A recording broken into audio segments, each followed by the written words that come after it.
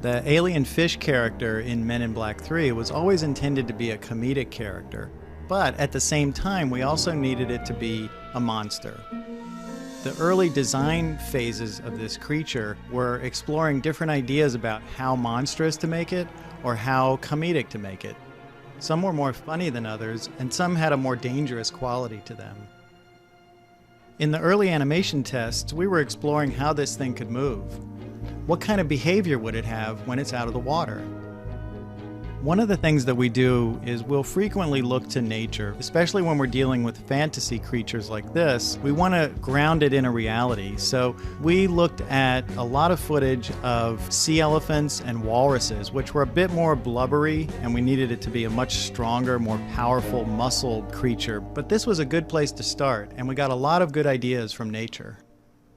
We took single frames from the sequence and posed the character in specific poses. And you could see right away that the jaw of the character didn't seem strong enough to support the action, especially when it's trying to swallow a full-size man.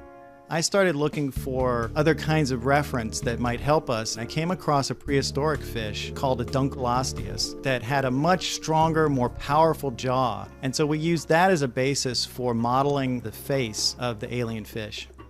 This shot starts, like practically every shot that we do, with previs. Will Smith walks into the kitchen, Will Smith gets thrown out of the kitchen, then we see the alien fish come right into camera.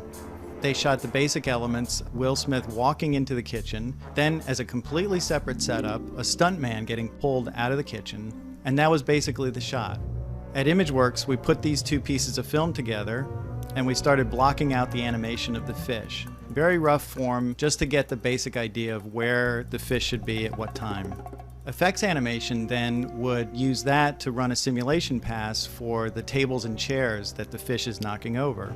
We continued to refine the animation, the whiskers moving, the skin jiggling, the weight of the creature, adding more detail to it to bring it to life. The effects animation department would then take our animation and add a slime pass on top of it. In the end, many talented ImageWorks artists and technicians worked together to bring the alien fish to life.